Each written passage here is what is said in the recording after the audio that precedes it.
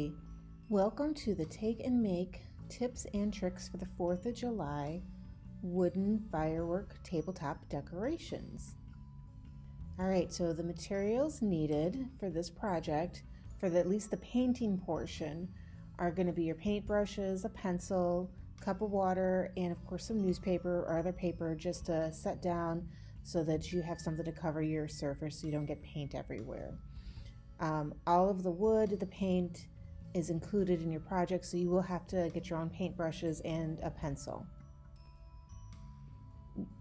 Set out your materials and then take some time, think about any designs that you want to put on your actual fireworks and sketch them out onto the wood because it's going to be covered up by paint, and if you do it in pencil it erases just fine and it's not going to be seen, especially once you put the paint on there.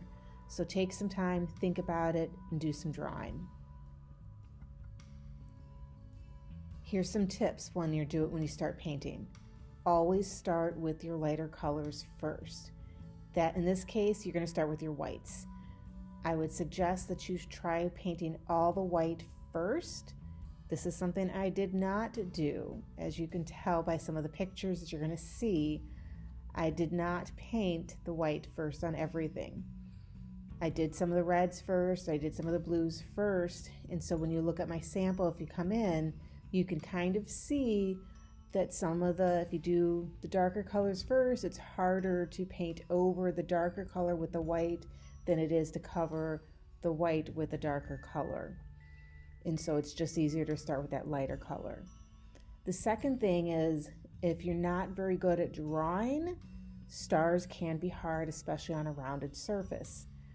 Take some time, that's why I use that pencil first, practice drawing it out. If you're having trouble, you can try sketching it first with your pencil, and then maybe with a thin paintbrush, a detail paintbrush, try outlining it first. And then before you start to fill it in, and if you're still really struggling or if you're unsure and you are dedicated to putting stars on your dowel rods, take a sponge, cut it out in the shape of a star, and stamp them on there. Easy trick. If you're really not going to if you don't want to mess with trying to paint designs or stripes or stars at all, and you want to do something very simple, you can paint each dowel rod a different color, so one red, one blue, one white, and then take and gently sand it, and that's just going to release some of the seal of the paint. And then take and go buy from your favorite hardware store your favorite color of light stain, and just do one coat of stain over top of the paint, and it'll come up with this really nice rustic color. It'll be a nice rustic look, and then you can decide whether or not you're actually going to paint the base or if you're going to actually paint the star and maybe stain just the star instead of an actual paint, and you can do the base that way the same as well. Go ahead, feel free to experiment with the paint, and you don't have to use any of the patterns that you see here in the screen or in the examples. Go online, look for and decide how you want to do it. These are just samples and ideas. Some of the other painting tips, as you can see, I'm not very good at drawing straight lines. Some of my lines are kind of crooked, some of my stars are really happy, and some of them are very crooked and fat. It's okay, you're an artist at this point. It's fine, nothing has to be perfect. Same thing with your star. It doesn't have to be all three colors. It can be one solid color. And don't forget about your base. That's going to be important to make sure that you have something on it, whether it's stained or whether it's painted. And again, it can be one solid color, or you can do all three colors, or just two. Now comes the fun part, putting it all together once the paint is dried, and it shouldn't take very long for the paint to dry. The first firecracker, the tallest 12-inch pole, is the hardest one to attach, and that's going to be your solid support for the whole project. And so you're going to actually nail that one to the base.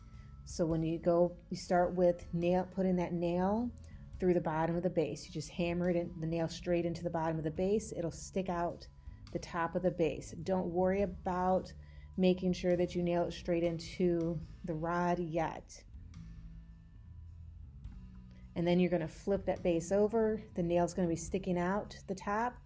You put the rod on top of the nail, and then you nail the rod straight down on top of that nail. And it should look something like that. So you've got a base with one rod sticking up on top of it. From there, you're going to glue on the other two rods onto the base. And you can either use the super glue that we're going to provide, or you can use some wood glue that we can give you as well. Both glues are going to work equally well. It's just your preference. I was banned from using Gorilla Glue by one of my children many years ago, so I kind of shy away from it. That's my personal preference. Both are great. If you're going to use the wood glue, the recommendation is, because we're giving it to you in a cup, is just stick the pole right into the cup and get the nice coating of glue on the bottom of the little dowel rod there, and then stick it onto the base. The Gorilla Glue comes in little squeeze bottles, and the bottles are really hard to squeeze. So the glue drips out of it very, very slowly. And so it's easier to drip it straight onto the base, and don't try to drip it onto the pole. So it'll take about 4 drops of glue, should be enough to get that glue or that rod to stick to the base. And now for the finishing touches. You're just going to attach all of the decorative pieces. So your burlap ribbon, it gets glued on. You're going to tie it with the longer piece of twine that you get, glue on your star. Use your twine and your ribbon and your star to hide any imperfections that you are sitting there just wanting to cover your eyes at. And then to get your wicks, there will be a shorter piece of twine that's in there as well. You're just going to cut that into 3 pieces. And I took and actually folded my twine in half, because it was just easier to get it into the holes in the top of your rod. Put a little glue in the top, and then stick your twine in the glue. And then you just fray the top, and that looks like a firework. And that's it. Enjoy your project, and happy 4th of July.